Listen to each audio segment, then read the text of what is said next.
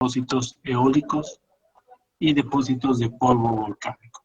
El objetivo principal de este capítulo es la identificación real de los suelos especiales en un proyecto dado, teniendo especial cuidado, atención durante el diseño y construcción en áreas críticas en el que estos materiales van a ser utilizados. ¿Ya? Entonces, el capítulo de suelos especiales tiene 3 componentes: dispersivos, colapsables y expansivos.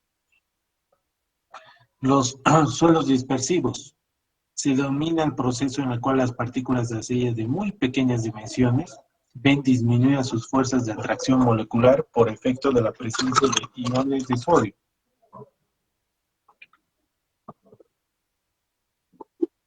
Lo que las vuelve susceptible al arrastre o dilución. Shera indica que algunas arcillas naturales se dispersan ante la presencia de agua relativamente pura, como la originada por precipitaciones. El fenómeno se genera debido a que el agua presente en los poros del suelo tiene una mayor concentración de cationes que el agua pura de lluvia. Cuando esta última ingresa al suelo se produce lo siguiente. Por un lado, tiende a tomar los cationes de agua de poro para reducir la diferencia de contracción, lo que genera un desequilibrio entre el complejo de absorción de la partícula de arcilla y el agua pura.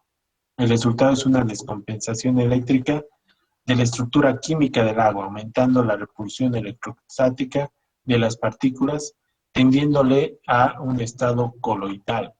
¿Ya? Entonces aquí los suelos dispersivos, ya vamos a poner las partículas de arcillas como partículas que están configuradas de esta manera ante el aumento del agua, ¿ya? Principalmente las arcillas ante el aumento del agua, lo que se produce es que las arcillas se dispersan, ¿ya? Se dispersan porque el agua ingresa al interior y alrededor de las partículas, ¿ya? Por lo tanto, aquí hay una dispersión. Y en esta dispersión, ¿ya? Como hay flujo de agua, ¿ya? Hay algunas partículas que se dispersan, ¿ya? Eso es lo que pasa en la arcilla sobre todo. Holmgren, según Holmgren, la tendencia de una erosión por dispersión depende fundamentalmente del tipo de catión predominante en la estructura de arcilla, siendo los suelos sólidos, sódicos, más dispersos que los que contienen calcio, potasio y magnesio. Por tanto, las arcillas dispersivas se caracterizan por presentar un elevado contenido de cationes de sodio en el agua presente en los poros. Estos cationes rodean totalmente a las partículas de arcilla, haciendo que las fuerzas eléctricas repulsivas entre partículas excedan a las fuerzas atractivas, de tal forma que, cuando la arcilla entra en contacto con el agua, sus partículas son progresivamente desprendidas, quedando así en suspensión. Las partículas suspendidas son finalmente acarreadas hacia los estratos inferiores del suelo a través de los orificios, dejados por raíces, la actividad de roedores y por la desecación del suelo.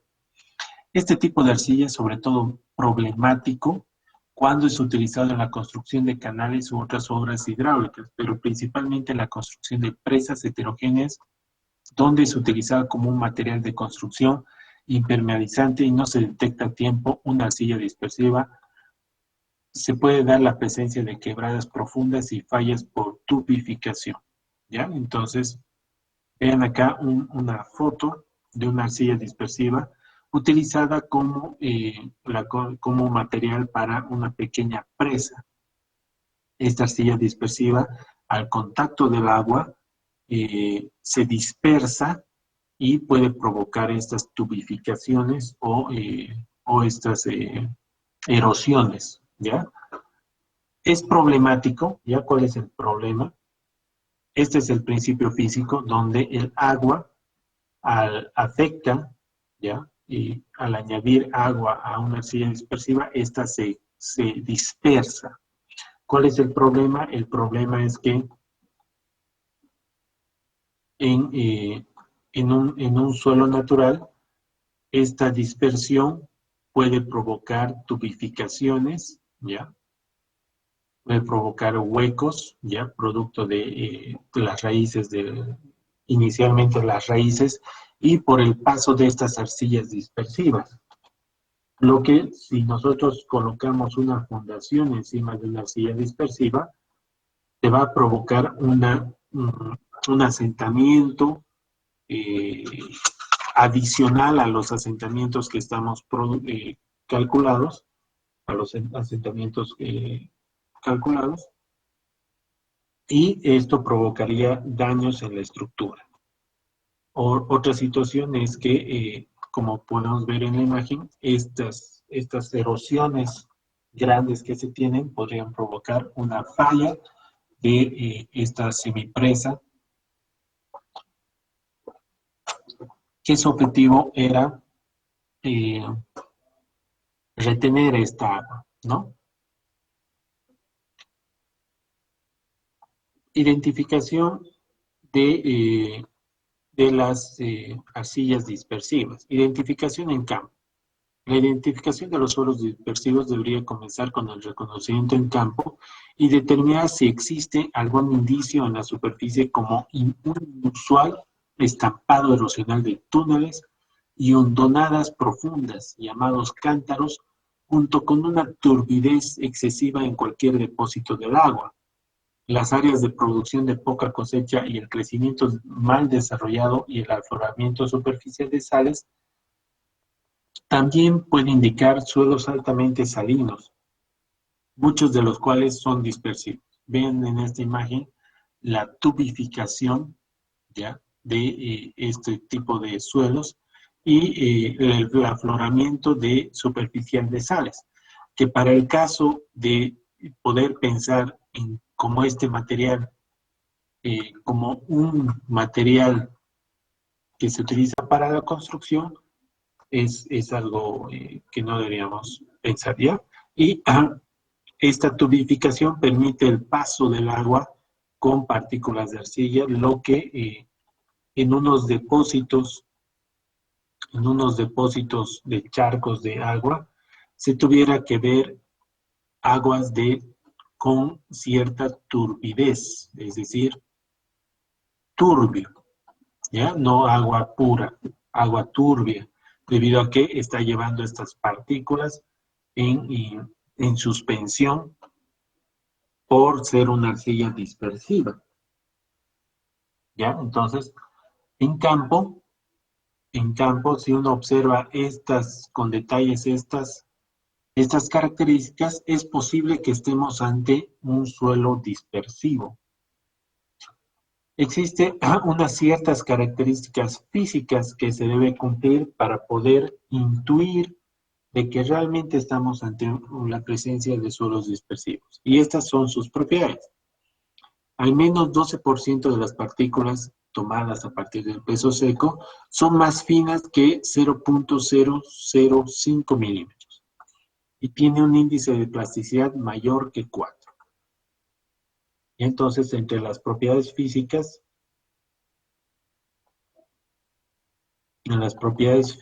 que debe tener esta arcilla para poder considerarla un suelo dispersivo, tenemos que el índice de plasticidad tiene que ser mayor a 4, es decir, que tienen que ser suelos plásticos, ¿no?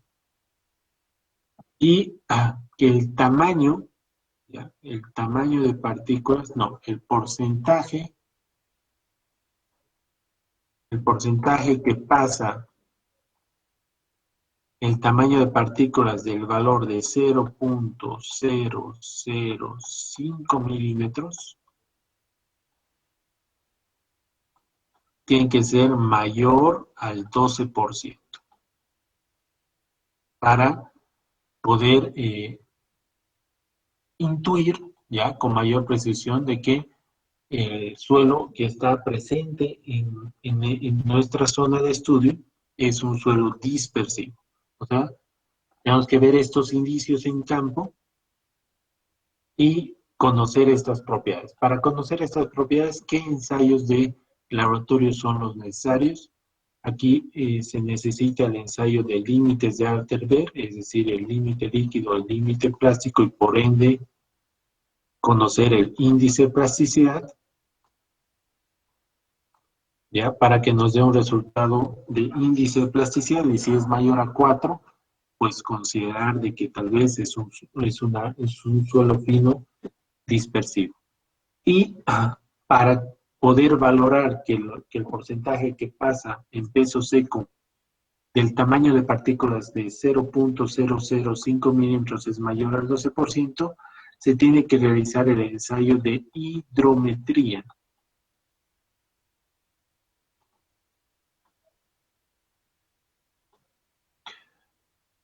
El ensayo de hidrometría nos va a dar una gráfica en peso de porcentaje que pasa de acuerdo al tamaño de partícula más fino que el valor de 0.075 milímetros, que ese es el límite entre suelos finos y suelos granulares. ¿Ya? Entonces, con estos dos ensayos se pueden estimar,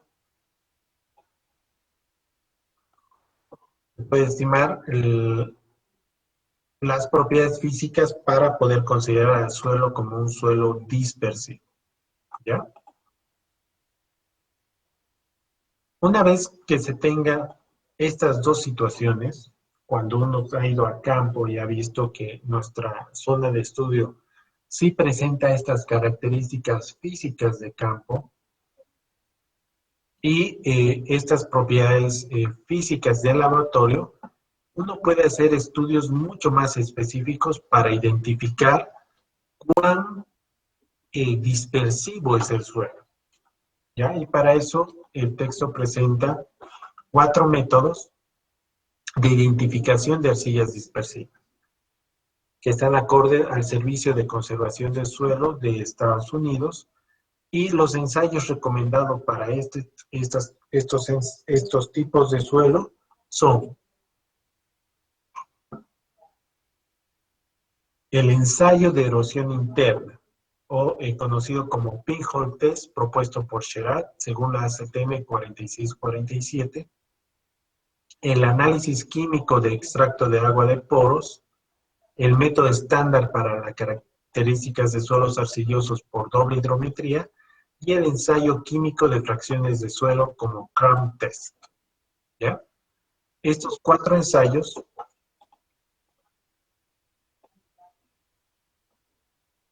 a ver, los vamos a anotar.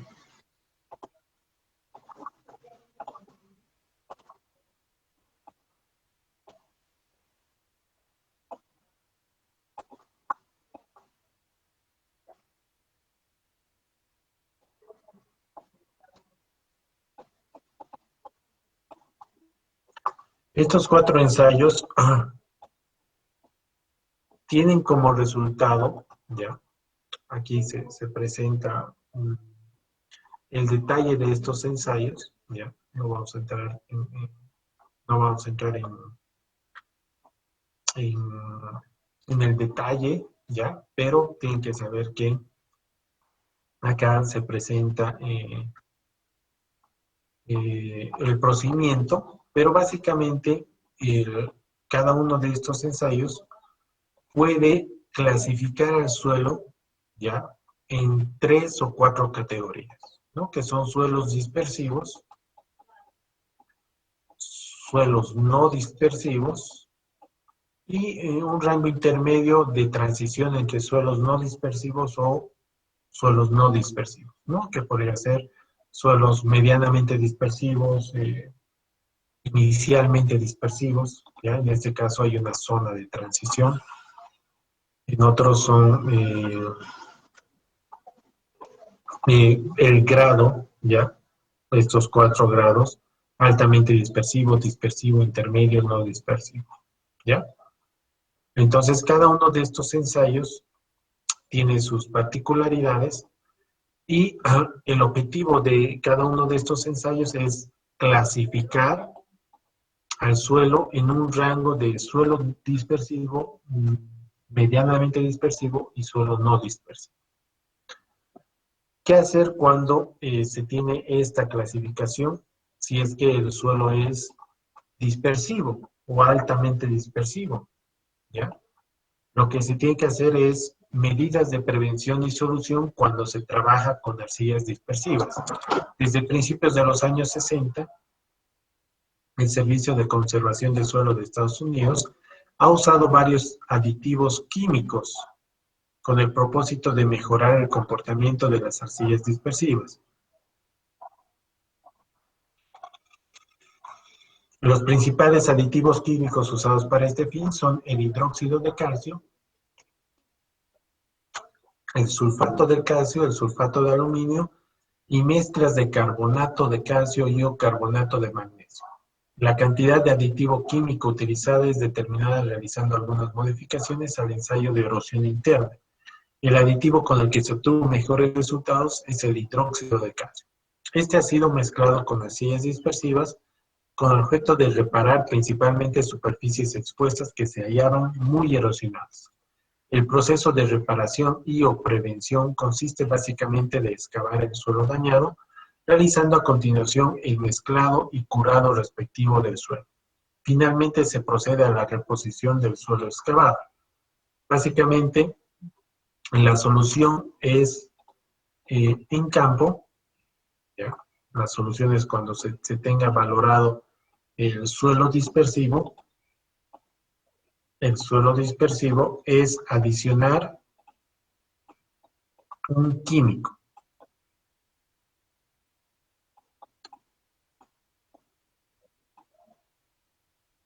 ¿Ya? Este químico puede ser recomendado utilizar hidróxido de calcio.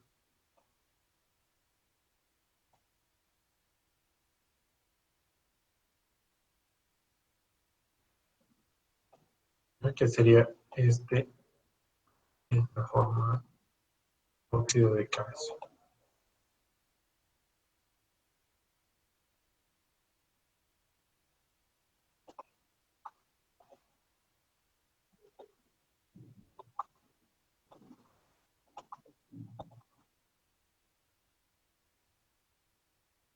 Hidróxido de calcio al suelo dispersivo.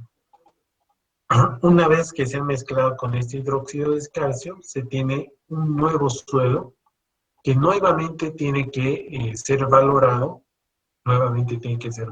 tal vez por 2 o 3 de estos ensayos, o mejor si son con los 4, para ver si el efecto de este químico en el suelo para poder reducir, el objetivo es reducir la dispersividad de este suelo, con el fin de que podamos construir sobre ellas o utilizarlo como un material de construcción de forma segura.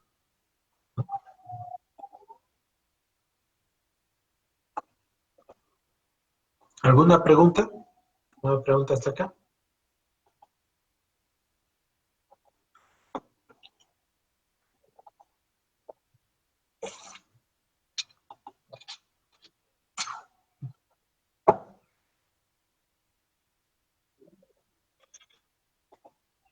Ya, continuaremos. El segundo grupo son suelos colapsables. Son aquellos suelos no saturados que sufren una brusca disminución de volumen cuando se saturan parcial o totalmente, sin la necesidad de un aumento en la presión aplicada.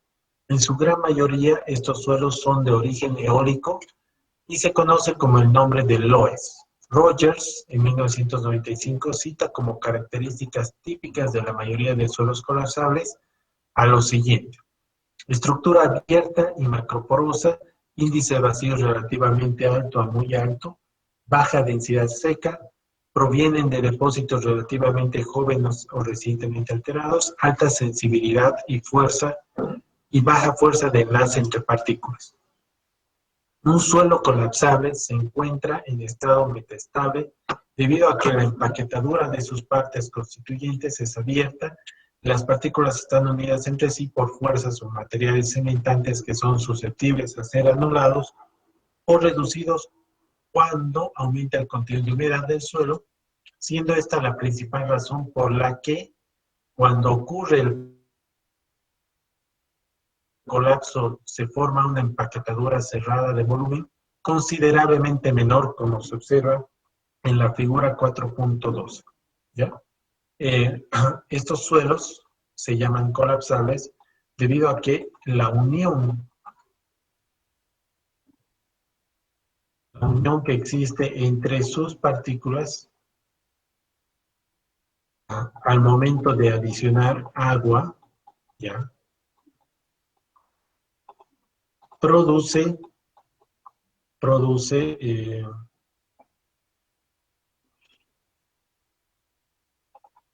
produce que sean anulados la unión entre partículas y esto provoca un colapso, ¿ya? Un colapso en el volumen inicial que se tiene de la muestra de suelo. El asentamiento es brusco, ¿ya? Y esto sí es un problema debido a que si nosotros tenemos un suelo colapsable como un suelo de fundación y no hemos identificado oportunamente estas características,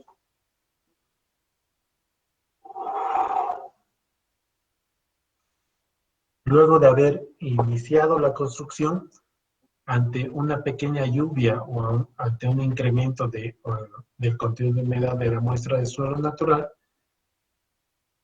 este suelo generaría un asentamiento adicional a los asentamientos calculados o a los asentamientos que hemos estudiado y por lo tanto podría dañar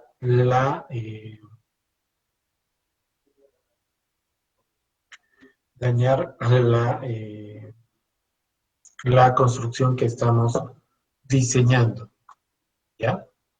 Entonces, este suelo colapsable tiene que ser identificado. ¿Cómo se puede identificar en campo? La granulometría de estos suelos es predominantemente fina, con predominio de fracciones de limos y de arcilla. El tamaño de los granos es generalmente poco distribuido y con los granos más grandes escasamente vectorizados. Según información geológica y geomorfológica, este tipo de suelos suele presentarse en regiones áridas y semiáridas, donde se tiene la presencia de depósitos eólicos residuales aluviales y coluviales. Un ingeniero geotécnico debe saber identificar los suelos que pudieran colapsar y determinar la cantidad de colapso que puede ocurrir. Los depósitos de suelos más probables al colapso son terraplenes o rellenos sueltos, arenas alteradas transportadas por el viento, lavado de colinas de consistencia suelta, granito descompuesto, otra roca ígnea ácida. Identificación del laboratorio. Una vez que se ha podido apreciar estas características en campo, la identificación de los laboratorios del ensayo de colapso del suelo se ejecuta mediante estos ensayos. El ensayo de colapso en suelos, vamos a ver cuántos ensayos son varios. Está el ensayo de colapso de suelos.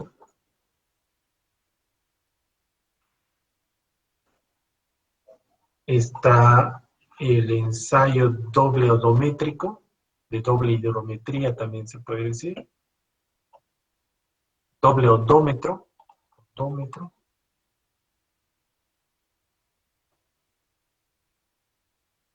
¿ya? Donde explica en qué consiste.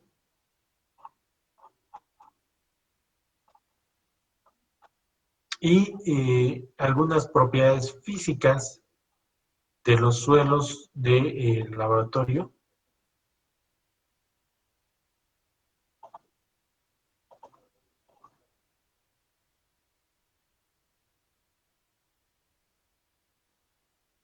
Paredes, Ortega.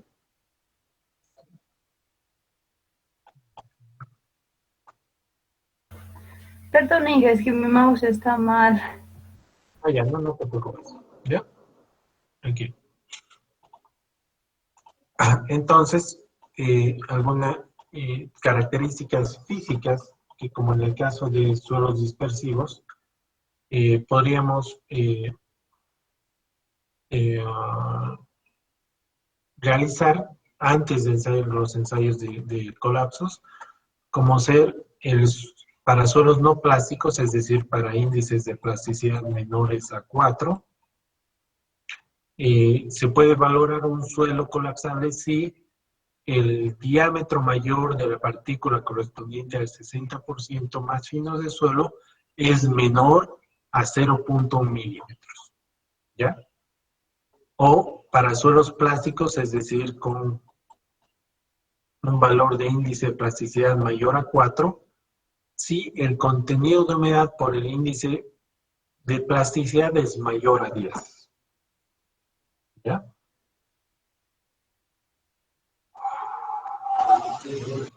Entonces, al igual que en suelos dispersivos, las propiedades físicas pueden ser valoradas por estos dos ensayos: el índice de plasticidad o los límites líquidos de Atterberg y la hidrometría, ¿ya? Para poder determinar el diámetro mayor de partícula correspondiente al 60% más fino del suelo. Y los índices de plasticidad nos indican de que si el suelo puede ser colapsable si es que el contenido de humedad por el índice de plasticidad es mayor a 10, o si el diámetro 60 es menor a 0.1 milímetros de ser un suelo con un índice de plasticidad menor a 4, ¿ya? Entonces, previamente el laboratorio, con estos dos ensayos de caracterización, como son los límites y el hidrometría, podríamos valorar si el suelo es colapsable o no. Si tenemos la certeza de que el suelo es colapsable y además hemos podido ver en campo estas propiedades, podríamos pasar a la determinación, a la cuantificación de los suelos en un grado de colapsabilidad a través de estos ensayos: el ensayo de colapso en suelos y el ensayo del doble odómetro. Estos ensayos califican al suelo como un suelo colapsable, medianamente colapsable o un suelo no colapsable, ¿ya? Entonces, en el libro, en el texto, se puede ver el procedimiento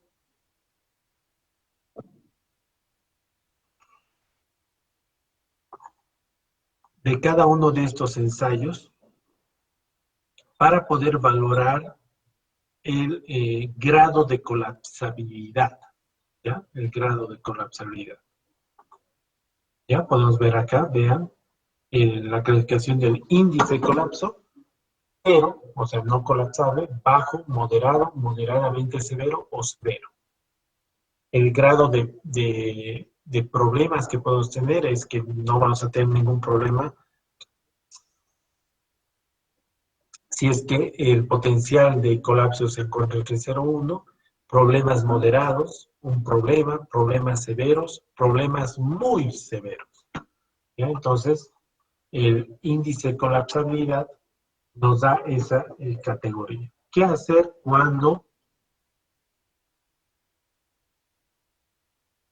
cuando se tiene estos resultados? ¿Ya? Lo recomendable cuando se tiene suelos colapsables para trabajar con medidas de prevención y solución es la estabilización de suelos. Es un término colectivo para cualquier método físico, químico o una combinación de cualquiera de ellos, empleados para mejorar ciertas propiedades del suelo natural y así adecuarlos a los propósitos de ingeniería. Cuando se establece la presencia de un suelo colapsable, el proceso de estabilización puede ser realizado antes de iniciar la construcción de la estructura, es decir, de iniciar la construcción de las fundaciones. Este proceso es llevado a cabo para cualquier clase de fundación a utilizar. La estabilización de suelos colapsables puede ser realizada mediante dos métodos que son estabilización física y estabilización química. Veamos la química primeramente. Se logra a través de la mezcla y posterior compactación del suelo con agentes químicos cementantes, tales como el cemento, cal o materiales bituminosos. Sin embargo, se debe tener en cuenta que en suelos con presencia de material orgánico, un porcentaje mayor al 2%, la acción estabilizadora del cemento es neutralizada. ¿Ya? Al igual que en suelos dispersivos, para poder atacar este problema, cuando el suelo es colapsable, ¿ya? Se añade un químico. Aquí menciona a la cal, al cemento, u otro material, y el resultado es un suelo modificado, ¿ya?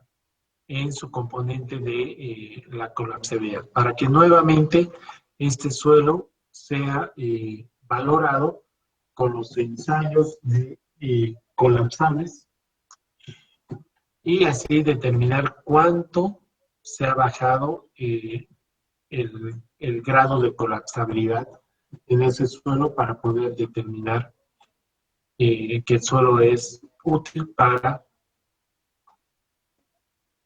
el trabajo que se requiere.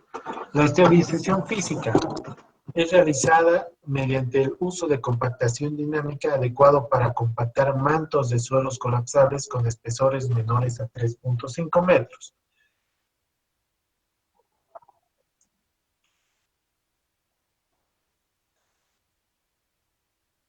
El método consiste en dejar caer en caída libre desde una altura de 4 a 8 metros pilones de 3 a 8 toneladas sobre la superficie del terreno a razón de 10 a 16 impactos en cada lugar. El impacto genera una rotura de la estructura del suelo, un aumento de presión de poros y una compresión de aire presente en los poros, produciendo un reacomodo de las partículas, dando como resultado una estructura más compacta. Entonces, en suelos colapsables, el trabajo en campo requiere de unos pilones, ¿ya? Que son unos bloques de hormigón que pesan entre 3 a 8 toneladas y estos se elevan y se dejan caer impactando en el suelo, ¿ya? Y produciendo una compactación dinámica. Es decir, esta estructura débil entre contactos de partículas ya se va rompiendo y se va creando un nuevo suelo. ¿Sí? Entonces, este procedimiento es más un procedimiento dinámico de campo, diferente al método químico. Finalmente, se tienen los suelos expansivos. Se denominan suelos expansivos aquellos suelos, sobre todo arcillas, que aumentan de volumen considerablemente cuando se saturan y luego se contraen al secarse. Los suelos expansivos están compuestos por partículas minerales que tienen una gran afinidad por el agua, la absorben del medio ambiente y la incorporan en su estructura molecular. La inestabilidad mostrada por estos suelos se debe a su estructura molecular, la que ocasiona una débil unión entre sus partículas minerales, dada la deficiencia eléctrica del suelo. La expansión del suelo ocurre cuando el agua se infiltra en o entre las partículas de arcilla, causando la separación de estas. La afinidad que dichas arcillas tienen por el agua es la causa principal del hinchamiento o expansión que experimente con fuertes presiones de empuje o levantamiento cuando se saturan. Inversamente se presentan altas contracciones y agrietamientos cuando se seca. En la naturaleza existen varios minerales de arcillas diferentes, radicando la diferencia en su configuración química y estructural. Tres son minerales de arcillas más comunes: caolinita, hilita y mormonita. La composición química, así como la estructura cristalina de estos minerales, es diferente y por tanto la susceptibilidad a la expansión de estas arcillas es también diferente, siendo las arcillas de mormonilitas las de potencial expansión muy grande.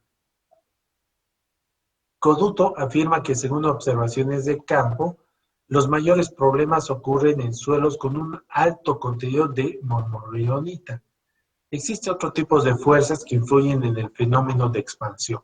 Ya para esto podríamos mencionar que el principio físico es que las arcillas, ya, que su composición química tienen la afinidad de absorber agua en sus componentes, ¿ya?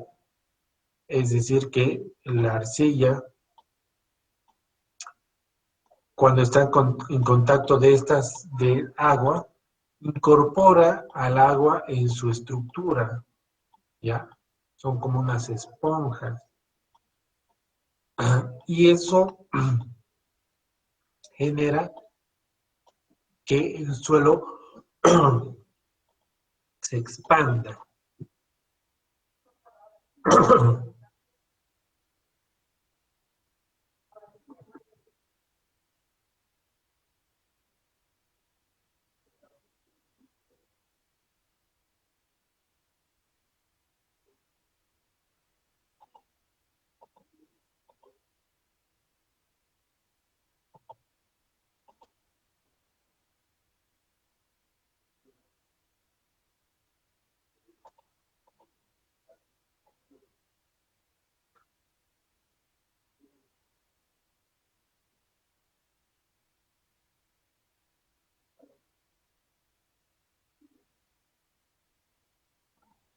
Ya.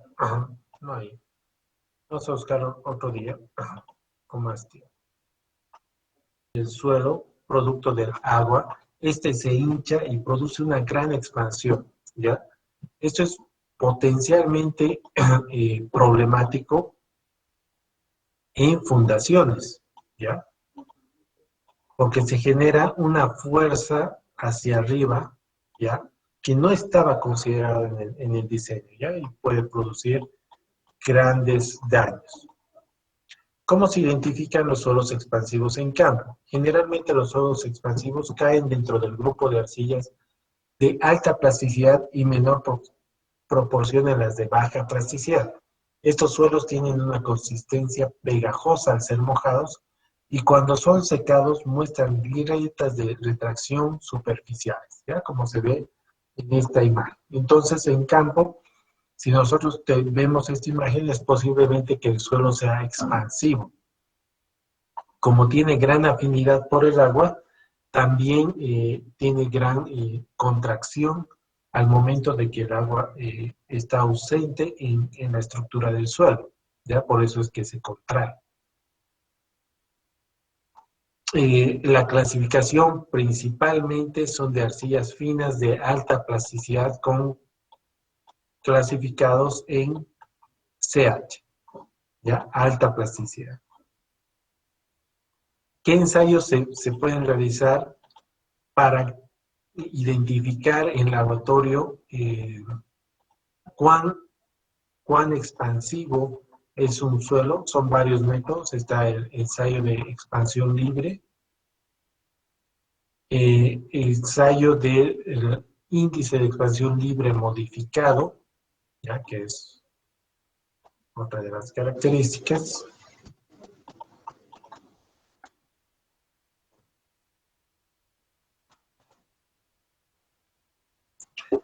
El ensayo de expansión controlado,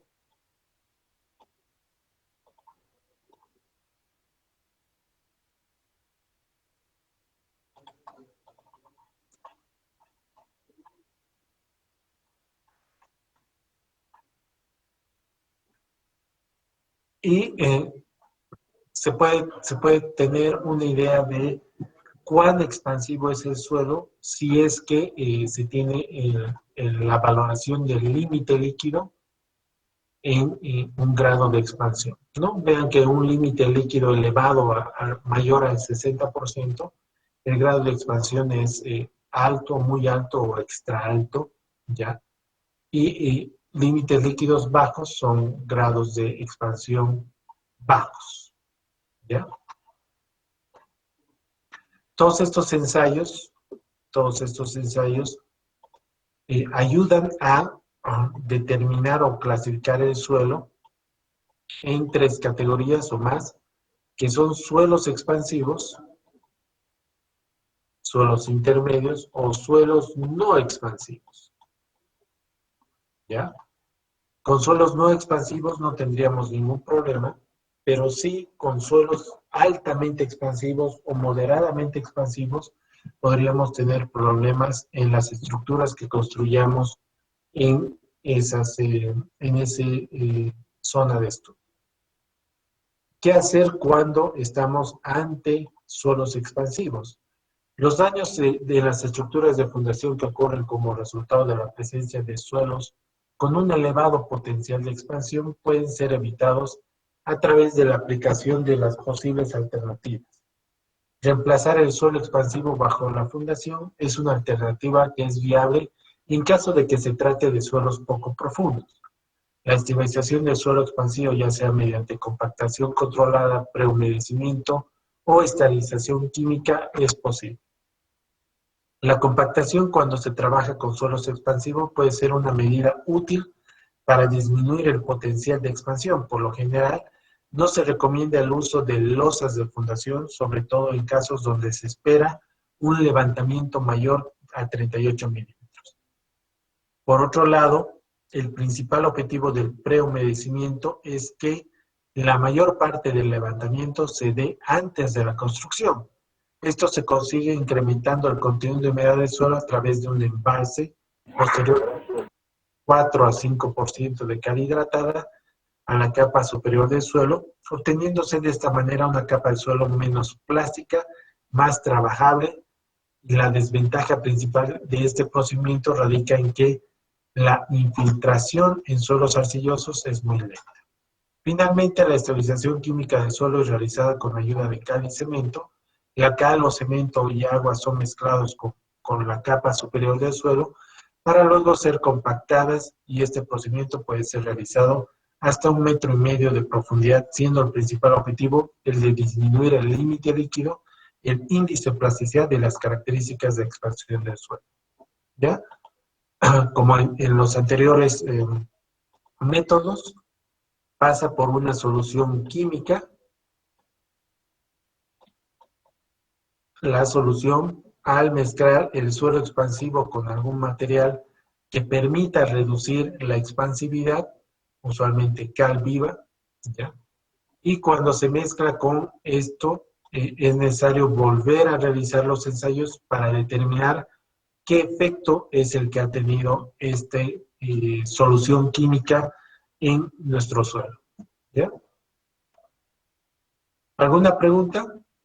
Este es un capítulo netamente teórico, ¿ya? Donde se puede ver los ensayos que se tienen a disposición para poder identificar suelos problemáticos, suelos especiales.